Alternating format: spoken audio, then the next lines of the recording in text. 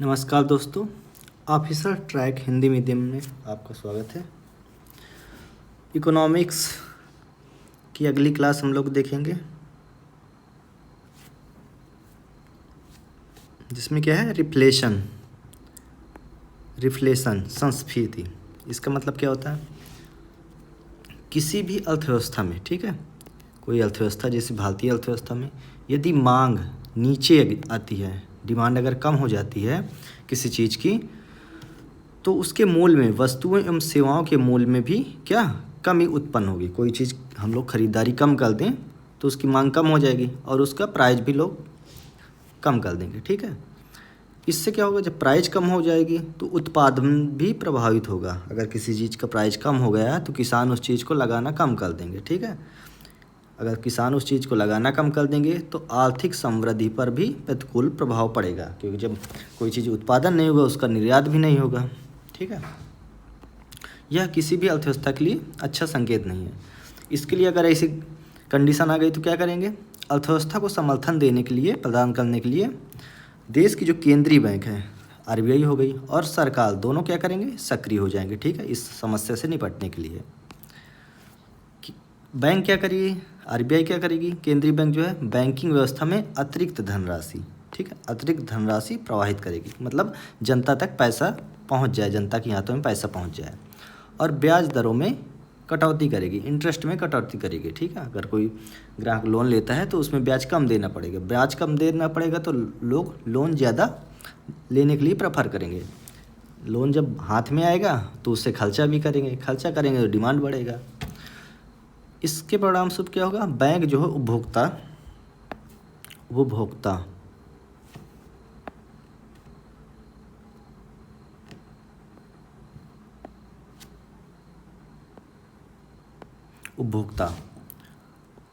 को कम ब्याज पर दर पर ज़्यादा से ज़्यादा क्या ऋण आसानी से उपलब्ध हो जाएगा। इससे क्या होगा? मांग में फिर डिमांड बढ़ जाएगी, बढ़ोतरी होगी, और उत्पादन में भी डिमांड बढ़ जाएगी तो किसान ऑटोमेटिक ज़्यादा उत्पादन करने लगेंगे, ठीक है। परंतु मूल्य में भी, लेकिन प्राइस भी बढ़ेगा उसके साथ। जब डिमांड बढ़ेगी तो प्राइस भी बढ़ेगा। सरकार कैसे करती है? सरकार अर्थव्यवस्था को समर्थन प्रदान करने के उद्देश्य से क्या आयकर में कटौती, इनकम टैक्स में कटौती कर देगी, तो लोगों के पास पैसा ज़्यादा बचेगा, जिससे उपभोक्ता के पास क्या होगा? अतिरिक्त धनराशि बचेगी, और इसका प्रयोग उपभोक्ता क्या करेगा? उपभोग के उद्देश्य से कोई चीज़ खरीदेगा, कंज्यूम करेगा। सरकार क्या करती है? जीएसटी में भी कटौती कर सकती है, ठीक। इस समय जीएसटी लागू है तो जीएसटी में कटौती करती है, ठीक है। जीएसटी में कटौती करना इनडायरेक्ट टैक्स है, ठीक है। इससे क्या वस्तुओं की कीमत घट जाएगी, वस्तुएं एवं सेवाओं का उपभोग और आकर्षक हो जाएगा, ठीक है। लोग ज़्यादा से ज़्यादा सामान खरीदने लगेंगे। यह भी मांग को बढ़ावा देगी, इससे भी डिमांड बढ़ जाएगी, ठीक है। सरकार क्या करती है? कल्याणकारी योजनाओं के माध्यम से अर्थव्यवस्था में अतिरिक्त धनराशि प्रवाहित करेगी, जिससे उपभोग को बढ़ावा मिलेगा, ठीक है। जैसे डीबीटी के माध्यम सरकार देती है, किसानों को 2000 साल में 6000 रुपये देती है, ठीक है, ऐसे। और पेंशन योजना, कई तरह की स्कीमें हैं। केंद्रीय बैंक और सरकार के इन प्रयासों के चलते क्या होता है? मांग बढ़ती है और आर्थिक समृद्धि सुनिश्चित होगी, परंतु मूल्य भी पुनः बढ़ने लगेंगे, मूल्य भी बढ़ेगी। इस पूरी प्रक्रिया को क्या बोलते हैं? संस्फीति बोलते हैं, ठीक है। अगला टर्म्स क्या है? Shrinkflation and स्किमफ्लेशन।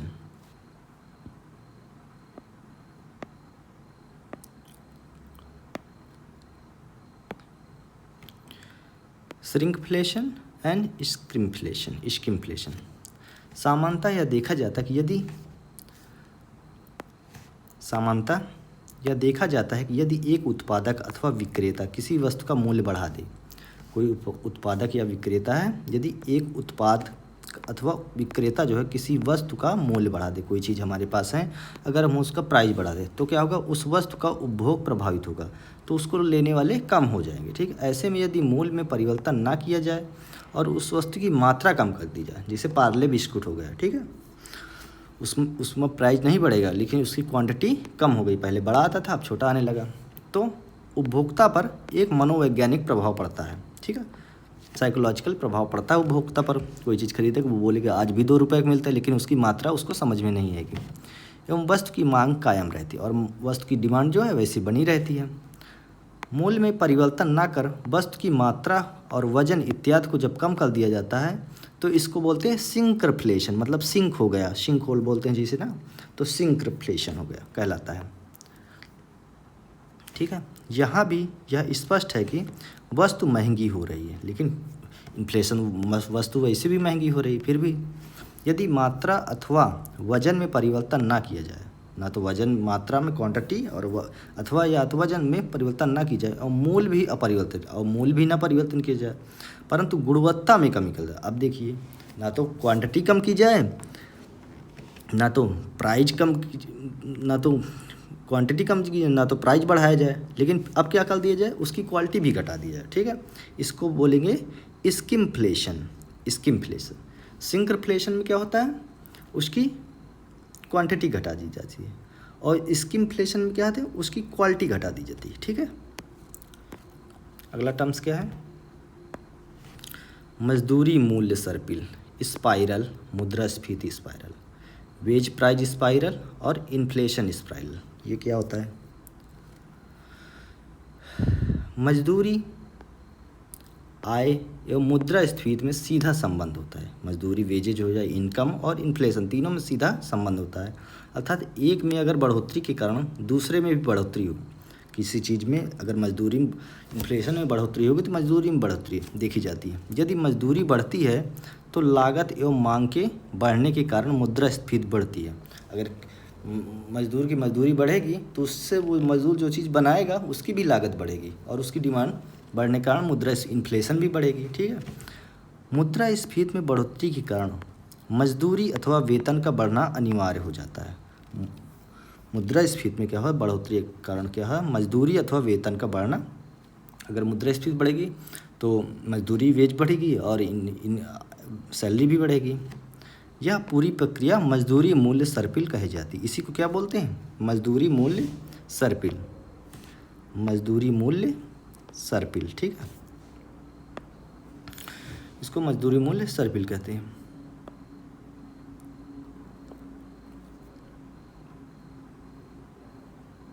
अब इन्फ्लेशन टैक्स क्या होता है, इन्फ्लेशन टैक्स मुद्रास्फीति कर।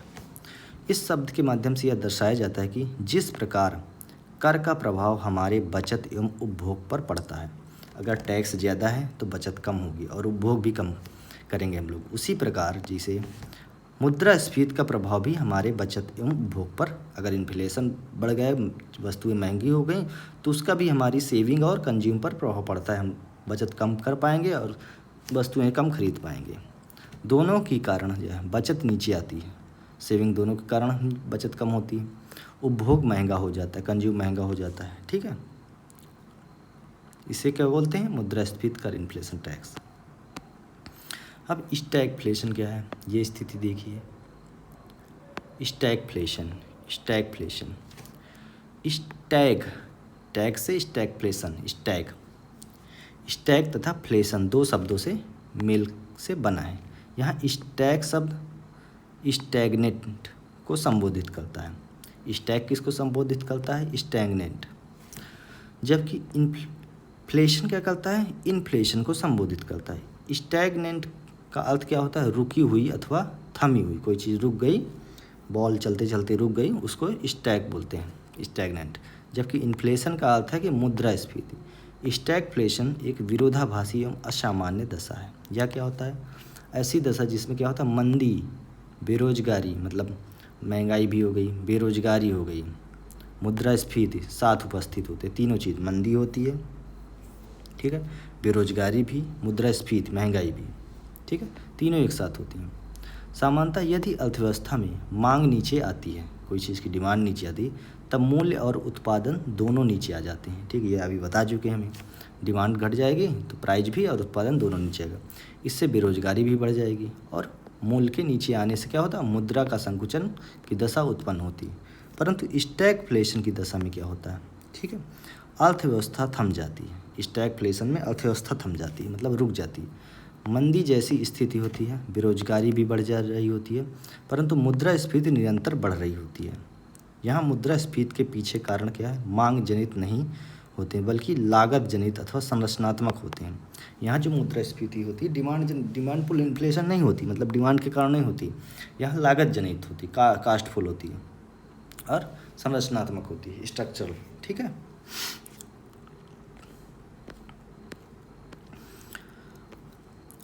फिलिप्स कर्व, ये क्वेश्चन आता है, इसको देख लिए। फिलिप्स कर्व ये क्या है? फिलिप्स वक्र।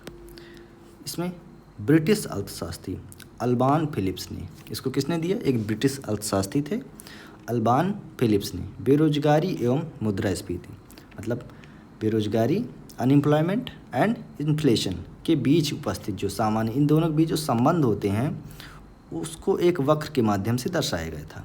ठीक, इस वक्र को फिलिप्स वक्र कहा जाता है। ठीक, इसमें इस वक्र में कहा गया था अगर बेरोजगारी के बढ़ने से मांग नीचे आती है अतः मुद्रास्फीति भी नीचे आएगी। अगर बेरोजगारी बढ़ती है तो डिमांड भी बढ़ेगी और मुद्रास्फीति भी नीचे आएगी, यही इनका कहना था। ठीक है, ये देखिए फिलिप्स वक्र है, ये इन्फ्लेशन है, ये अनएम्प्लॉयमेंट, बेरोजगारी बढ़ेगी तो मांग भी नीचे आएगी। ठीक है, ये देखिए ये नीचे आगे जा रहा है तो ये कर्व ऐसे बन रहा है। ठीक है,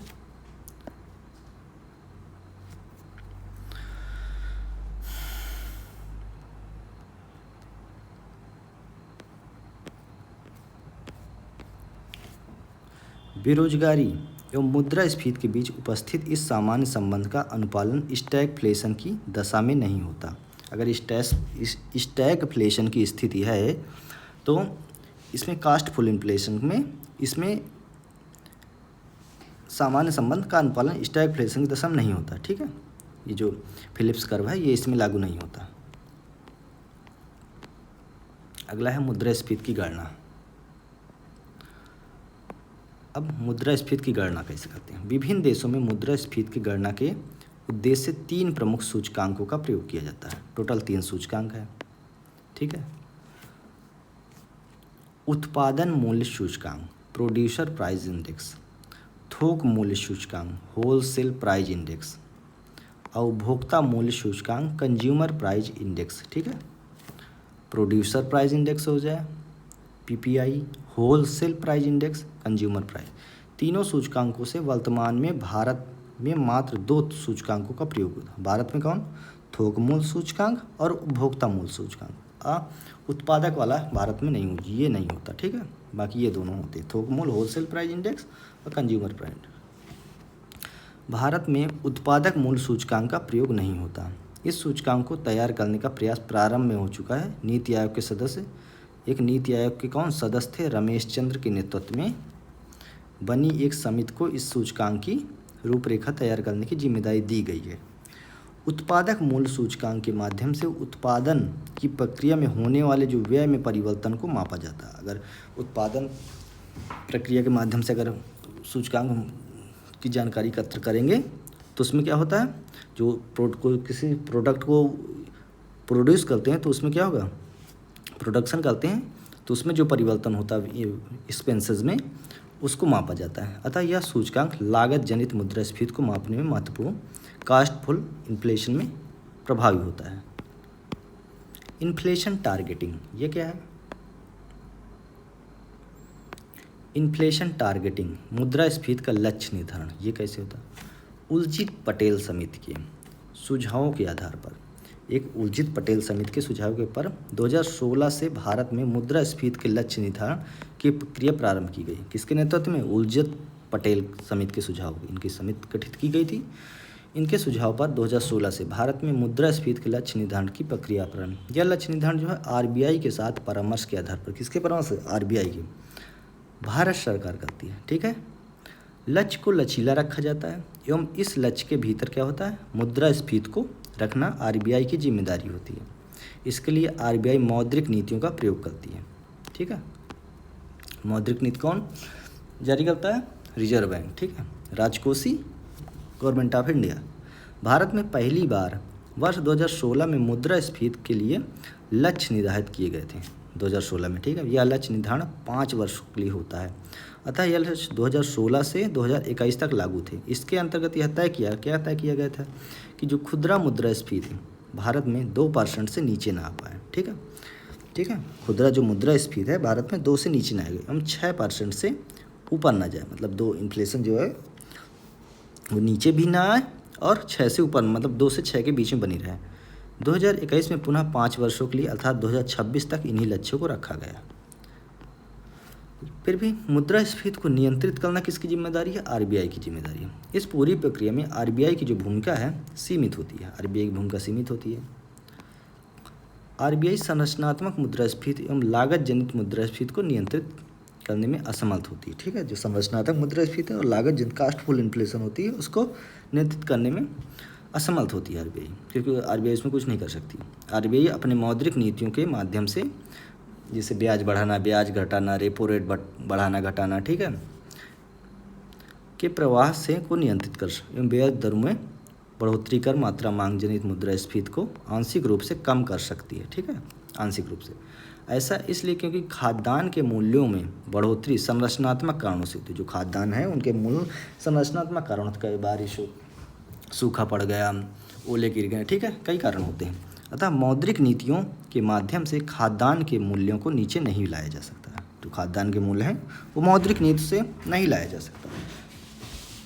ठीक है, लोगों की आय में बढ़ोतरी के कारण, सरकार के व्यय में बढ़ोतरी के कारण, काले धन के प्रवाह के कारण जो मांग जनित मुद्रास्फीति उत्पन्न होती है उसे मौद्रिक नीतियों के माध्यम से नियंत्रित करना आरबीआई के लिए संभव नहीं है। ठीक है, जैसे क्या हो गया, लोगों की आय में बढ़ोतरी के कारण, ठीक है, लोगों की इनकम बढ़ गई, सरकार के व्यय में बढ़ोतरी, अगर सरकार ने व्यय बढ़ा दिया, और काले धन के प्रवाह, काला धन का प्रवाह बढ़ गया, तो मांग जनित मुद्रास्फीति उत्पन्न होती है, जिसे मौद्रिक नीतियों के माध्यम से नियंत्रित करना आरबीआई के लिए संभव नहीं। अतः मुद्रास्फीति को नियंत्रित करने के लिए क्या करती है आरबीआई? जो है केंद्र सरकार एवं राज्य सरकारों के बीच उचित तालमेल का होना अनिवार्य है। ठीक है, अगला है कोर इन्फ्लेशन। क्या है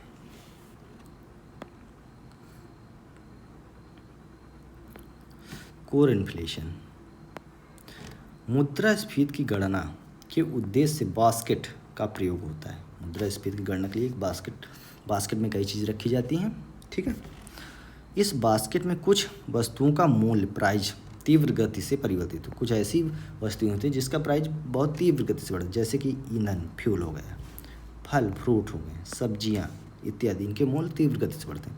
जब बास्केट में से ऐसी वस्तुओं को हटा दिया जाए एवं मुद्रास्फीति मात्र बचे हुए वस्तु एवं सेवाओं के संदर्भ में निकाली जाती है, तब इसे कोर मुद्रास्फीति कहते हैं। ठीक है, जिन वस्तुओं की प्राइस तीव्र गति से बढ़ते हैं, अगर बास्केट से उन चीज़ों को हटा लिया जाए, इसके बाद मुद्रास्फीति की गणना की जाती है, तो उसे कोर मुद्रास्फीति कहते हैं, कोर इन्फ्लेशन। ठीक है,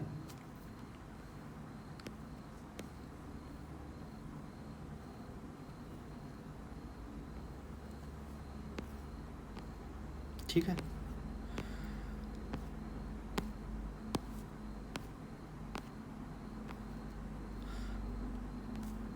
ये देखिए मुद्रा कैलकुलेशन ऑफ मुद्रास्फीति, कैलकुलेशन ऑफ इन्फ्लेशन। इन्फ्लेशन की गणना कैसे? किसी भी देश में मुद्रास्फीति की गणना के उद्देश्य सूचकांकों का प्रयोग, जिनमें 2 सूचकांक का प्रयोग होता है भारत में। ठीक है, वही चीज़ यहाँ बताया, wholesale price index, consumer price index. ठीक है, दोनों सूचकांक 2014 के पूर्व आरबीआई ने होल प्राइस इंडेक्स को प्रमुख सूचकांक मान रखा था 2014 के पूर्व। ठीक है, इसी के आधार पर मौद्रिक नीतियाँ जारी होती थी। उर्जित पटेल समिति के सुझाव पर 2014 से सीपीआई को मुख्य सूचकांक बना दिया, जो कंज्यूमर प्राइस इंडेक्स है इसको मुख्य बना दिएगा। पहले क्या, होल प्राइस इंडेक्स को बना। अब मौद्रिक नीतियाँ सीपीआई के अंदर प्रकाशित की जाती है। जो मौद्रिक नीतियाँ प्रकाशित होती हैं कंज्यूमर प्राइस इंडेक्स के, इसके उपभोक्ता मूल्य सूचकांक के आधार पर। अब देखिए wholesale price index, whole price के सेल इंडेक्स के अंतर्गत क्या है, वस्तुओं के मूल्य होने वाले जो परिवर्तन को थोक बाजार के स्तर पर मापा जाता है। इसके आंकड़े वर्तमान में प्रत्येक माह में एक बार जारी होते हैं। इसके आंकड़े कब होते हैं? होलसेल प्राइस इंडेक्स के, और प्रत्येक महीने में एक बार। आंकड़ों को कौन जारी करता है? वाणिज्य मंत्रालय, मिनिस्ट्री ऑफ कॉमर्स प्रकाशित करता है। ठीक है, होल प्राइस इंडेक्स की गणना में चूँकि मूल्य से संबंधित आंकड़े थोक बाजार के स्तर पर एकत्रित किए जाते हैं, इन्हें एकत्रित करना सरल होता है। साथ ही थोक बाजार के स्तर पर मूल्य को समझने पूरे देश में एक समानता देखी जा सके। होल प्राइस इंडेक्स की गणना के अंतर्गत एक बास्केट का प्रयोग होता है। ठीक है, जिसमें मात्र वस्तुओं को ही सम्मिलित किया जाता है, अर्थात इस बास्केट में सेवाएं सम्मिलित नहीं हैं। ठीक है, सर्विस नहीं सम्मिलित। इस बास्केट को कम से कम 5 वर्षों के उपरांत एवं अधिक से अधिक 5 से 10, इसका मतलब 5 वर्षों के उपरांत एवं 10 वर्ष के भीतर संशोधित किया जाता है। 2017 में किए गए संशोधन के अंतर्गत बास्केट में वर्तमान में 697 वस्तुएं रखी हैं। होल प्राइस इंडेक्स के अंतर्गत इन्हें 697 वस्तुओं के मूल्य में होने वाले औसत एवरेज जो परिवर्तन है उसको मापा जाता है। बास्केट को 3 हिस्सों में वर्गीकृत किया जाता है: प्राथमिक वस्तुएं, विनिर्मित वस्तुएं, ईंधन, ऊर्जा इत्यादि। ठीक है, देखो प्राइमरी गुड्स कितनी है? 117। प्राथमिक वस्तु के अंतर्गत वर्तमान में 117 वस्तुएं रखी, जिसमें क्या है? अनाज हो गए, फल, सब्जी, कपास, जूट, चाय इत्यादि जो तीव्र गति से। विनिर्मित वस्तुओं में 564 वस्तुओं को रखा, जिसमें धातु, रसायन, टीवी, फ्रिज इत्यादि। ईंधन, ऊर्जा इत्यादि वाली भाग में 16 वस्तुएं। अभी फ्यूल, पावर इसमें 16 है, 564 मैन्युफैक्चरिंग। पेट्रोलियम उत्पाद, एलपीजी, विद्युत इत्यादि। होल प्राइस इंडेक्स के अंतर्गत मात्र इन्हीं 697 वस्तुओं के मूल्य में होने वाले परिवर्तन को मापा जाता है। ठीक है, पिछली बार की तुलना में वृद्धि हो तो इसे मुद्रास्फीति कहते हैं। अगर पिछली बार की तुलना में वृद्धि हो तो मुद्रास्फीति करते हैं। यदि मूल्य में कमी उत्पन्न हो तो इसे डिफ्लेशन कहते हैं। ठीक है, अब देखिए होल प्राइस इंडेक्स के बास्केट में कुछ वस्तुओं का मूल्य ऊपर जाता है जबकि कुछ का नीचे आता है। कुछ वस्तुएं जिनका प्राइस बढ़ता है, कुछ का घटता है। जिन वस्तुओं का अगर मूल्य ऊपर जाता है इस सूचकांक को ऊपर खींचते हैं, जिनका मूल्य बढ़ता है वो सूचकांक को ऊपर उठते हैं। ठीक है, और जिन वस्तुओं का मूल्य नीचे आता है इस सूचकांक को नीचे खींचते हैं। इस प्रकार ऊपर एवं नीचे के खींचतान को क्या? स्क्यूफ्लेशन कहते हैं। ठीक है, स्क्यूफ्लेशन। होलसेल प्राइस इंडेक्स की गणना वर्तमान में आधार वर्ष कब है? 11/12 है, परंतु किसी भी महीने की मुद्रास्फीति गणना विगत वर्ष के कोई महीने का अगर मुद्रास्फीति किसी महीने की मुद्रास्फीति गणना जो है विगत वर्ष के उसी माह के तुलना में की जाती है। ठीक है, पिछले साल के उसी माह, जैसे इस साल के दिसंबर के लिए तो पिछले साल के दिसंबर से गणना होगी। मार्च 2024 मुद्रास्फीति गणना मार्च 2023 की तुलना में की जाएगी। ठीक है,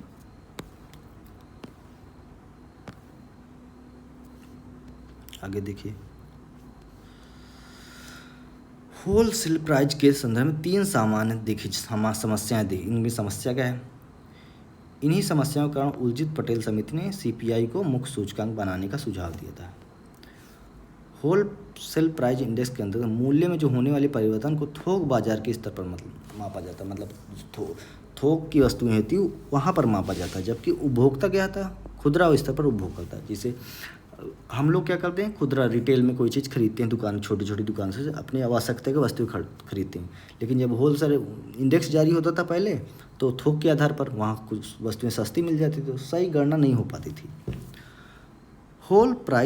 होलसेल प्राइस इंडेक्स के बास्केट में सेवाएं सम्मिलित नहीं, इसमें सर्विस सम्मिलित नहीं है, जबकि सेवाएं भी हमारे उपभोग का एक महत्वपूर्ण हिस्सा है। अब तो आधे से ज़्यादा हिस्सा सेवाओं का है। होलसेल प्राइस इंडेक्स में सेवाओं के मूल्य में होने वाले परिवर्तन को नहीं दिखा सकती थी। ठीक है, होलसेल प्राइस इंडेक्स में सर्वाधिक भार विनिर्मित वस्तुओं का है। ठीक है, जबकि विनिर्मित वस्तुओं का प्रयोग दैनिक जीवन में कम होता है। ठीक है, जो विनिर्मित वस्तुएं कोई चीज़ प्रोडक्ट बनती हैं कच्चे माल के द्वारा, उनका उपयोग कम है हमारे जीवन में। या तो प्राइमरी गुड्स प्राथमिक वस्तुओं का है या तो तृतीयक वस्तुओं का है। भार के सर्वाधिक होने के कारण बास्केट के इस हिस्से में होने वाले परिवर्तन का प्रभाव होलसेल प्राइस इंडेक्स पर सर्वाधिक होता है। ठीक है, अब देखें इस समस्या के सुझाव के लिए उर्जित पटेल समिति का सुझाव क्या था कि 2014 की शुरुआत से 12 महीनों में मौद्रिक नीतियों के माध्यम से कंज्यूमर प्राइस इंडेक्स को 10% से कम कर 8% तक लाया जाए। ठीक है, इसके बाद 12 महीनों में इसे 8 से 6% लाया जाए एवं फिर इसके बाद 12 महीनों में 4% तक लाया जाए। 4% पर 2% का परिसीमन रेंज तय किया जाए एवं नीतियों के माध्यम से यह सुनिश्चित किया जाए कि खुदरा मुद्रास्फीति 2% नीचे ना जाए एवं 6% मतलब 2 से 6% के बीच से रिटेल मुद्रास्फीति रहे। ठीक है, वर्तमान में होल प्राइस इंडेक्स गणना वस्तुएं मूल्य में अप्रत्यक्ष कर के हिस्से को सम्मिलित नहीं किया जाता। ठीक है, इनडायरेक्ट टैक्स के हिस्से को सम्मिलित नहीं किया जाता। अब देखिए अब कंज्यूमर प्राइस इंडेक्स सीपीआई के अंतर्गत क्या होता है? मुद्रास्फीति गणना की प्रक्रिया वस्तुएं एवं कुछ प्रमुख सेवाओं के मूल्य में परिवर्तन को खुदरा बाजार के स्तर पर मापा जाता है। खुदरा स्तर पर मूल्यों में अत्यधिक असमानता देखी जाती है। गणना के लिए आंकड़े एकत्रित करना कठिन है। सीपीआई को 2014 से पहले अधिक महत्व नहीं दिया जाता। प्रारंभ में सीपीआई के अंतर्गत 4 सूचकांक थे। पहले कितने थे? CPI for industrial workers, CPI for agriculture labourers, इसे दोनों को लेबर ब्यूरो जारी करता था। सीपीआई फॉर रूरल लेबरर्स, हाँ तीनों जारी करता था। और CPI for urban non manual employees CSO जारी करता था। 4 सूचकांकों को प्रथम 3 को श्रम ब्यूरो लेबर ब्यूरो जारी करता है, जो कि श्रम मंत्रालय के अंतर्गत है। लेबर ब्यूरो किसके अंतर्गत कार्य करता है? श्रम मंत्रालय के अंतर्गत। जबकि जो चौथे सूचकांक को केंद्रीय सांख्यिकी कार्यालय सेंट्रल स्टैटिस्टिक्स ऑफिस जारी करती है। CSO क्या है? Ministry of statistics and programme implementation MOSPI के सांख्यिकी और कार्यक्रम कार्यान्वयन मंत्रालय के अंतर्गत कार्य करता है। चारों सूचकांकों में अब मात्र पहला सूचकांक अर्थात CPI फॉर इंडस्ट्रियल वर्कर्स जारी किया जाता है। अब क्या केवल ये जारी होता है, ठीक है। अन्य जो 3 के स्थान पर अब 3 नए सूचकांक जारी किए जाते हैं। ये कौन से हैं? CPI अर्बन शहरी, CPI रूरल ग्रामीण, CPI कंबाइंड, ये तीनों हैं, ठीक है। इन ऊपर वाले में क्या है? CPI फॉर इंडस्ट्रियल वर्कर केवल जारी होता है, बाकी जो 3 हैं उनके स्थान पर ये गए CPI urban, CPI rural, CPI combined, ठीक। CPI फॉर इंडस्ट्रियल वर्कर्स की गणना के लिए आधार वर्ष 2016 रखा गया। जो CPI फॉर इंडस्ट्रियल वर्कर्स है पुराना, उसको 16 रखा गया। इसी आंकड़े के आधार पर सरकारी कर्मचारी को महंगाई भत्ता भी, जो सरकारी कर्मचारी हैं उनका महंगाई भत्ता भी तय होता है। इसकी गणना के लिए आंकड़े कुल 88 औद्योगिकी क्षेत्रों को से एकत्रित किया जाते हैं। इसकी गणना के लिए रखे गए बास्केट में कुल 463 वस्तु एवं सेवाओं को सम्मिलित किया गया है। CPI अर्बन, CPI रूरल एवं CPI कंबाइंड को गणना अब NSO करती है। CPI urban, CPI rural, CPI combined, तीनों गणना कौन करती है? NSO, national statistics organisation. इसकी गणना के लिए एक बास्केट का प्रयोग है। इसके लिए आधार वर्ष 11-12 रखा गया।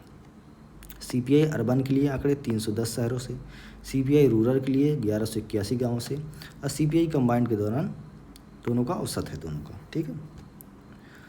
CPI के लिए जो बास्केट का प्रयोग होता है उसे 6 हिस्सों में वर्गीकृत किया गया था, जैसे खाद्यान्न एवं पेयजल, फूड एंड बेवरेज, पान, सुपारी, तंबाकू, आवास, हाउसिंग हो गया, वेडिंग, वस्त्र, जूते, चप्पल, क्लॉथिंग, फुटवियर, ईंधन एवं ऊर्जा, फ्यूल एंड पावर, दूरसंचार, परिवहन, चिकित्सा, शिक्षा, मनोरंजन इत्यादि, ठीक है। इस बास्केट में सर्वाधिक भार खाद्यान्न एवं पेय पदार्थ का है। CPI शहरी के लिए रखे गए बास्केट में कुल 460 वस्तुओं एवं सेवाओं को सम्मिलित किया गया। दूसरी ओर CPI ग्रामीण के लिए रखे गए बास्केट में कुल 448 वस्तुओं एवं सेवाओं को सम्मिलित किया गया। CPI कंबाइंड संयुक्त को RBI हेडलाइन इन्फ्लेशन मानती है, जिसके आधार पर नीतियाँ तय होती, ठीक है। अब देखिए क्या है, 2019 में NSSO national sample survey organisation national एवं CSO को एकीकृत, इन दोनों को मिला दिया गया। दोनों संस्थानों के स्थान पर NSO नेशनल स्टैटिस्टिकल ऑफिस नामक एकल इकाई गठन किया गया, ठीक है। ये दोनों को मिला दिया गया और नई इकाई आ गई है, ठीक है।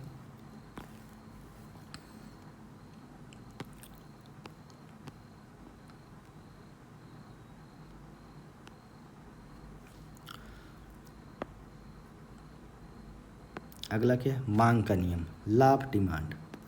मांग का नियम क्या है? लाभ डिमांड। मांग का नियम यह कहता है कि यदि एक वस्तु अथवा सेवा का मूल्य तीव्र गति से बढ़ने लगे, कोई चीज़ की सेवा या वस्तु है वो उसका प्राइस तीव्र गति से बढ़ने लगे, तो ऐसे में उन वस्तुओं अथवा सेवाओं की मांग में कमी आ जाती है। कोई चीज़ का प्राइस बढ़ने लगा तो आप लोग उसको नहीं खरीदते हैं या तो कम मात्रा में खरीदते हैं, ठीक है। अगला क्या है? Law of supply. सप्लाई का क्या होता है? आपूर्ति का नियम क्या कहता है कि यदि मांग के कारण किसी वस्तु अथवा सेवा का मूल्य बढ़े, तब ऐसे में उत्पादक उन वस्तु एवं सेवाओं की आपूर्ति को बढ़ाने का प्रयास करती है। कोई चीज़ डिमांड है, डिमांड बढ़ गई, ठीक है। मान लो आलू लगाया गया, आलू की डिमांड बढ़ गई, ठीक है। तो क्या होता, उत्पादक क्या करता, अगले साल उस चीज़ को ज़्यादा लगाएगा, ठीक है। तो सप्लाई बढ़ जाए, इस अगले साल सप्लाई बढ़ जाएगी, फिर क्या होगा, उसका प्राइस घट जाएगा, ठीक है। यही होता रहता है किसानों के साथ।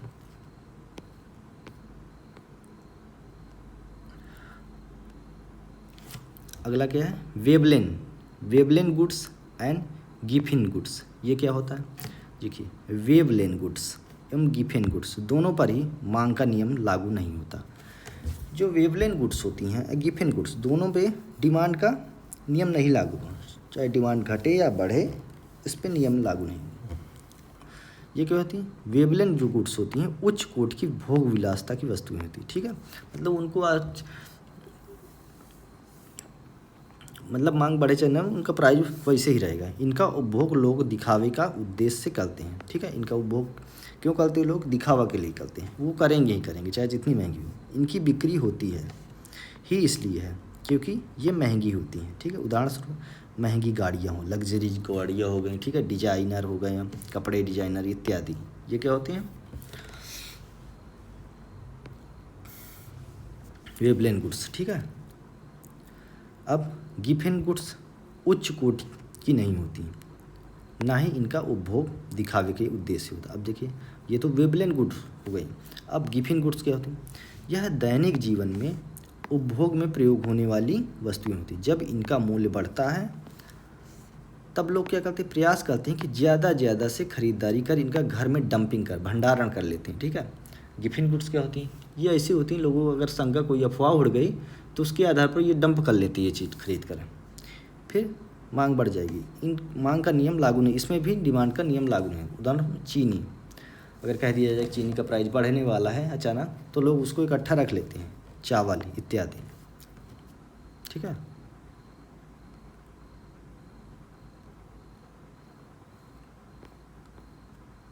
अब देखिए ये क्वेश्चन है, इनको सॉल्व करिए। मुद्रास्फीति क्या है, अर्थव्यवस्था पर इसका प्रभाव किस प्रकार होता है, कारण के आधार पर मुद्रास्फीति के विभिन्न प्रारूपों को समझाएं। तो इसमें कैसे करना है, पहले इतना मुद्रास्फीति के बारे में बताइए, मुद्रास्फीति क्या है 4-5 लाइन में, ठीक है।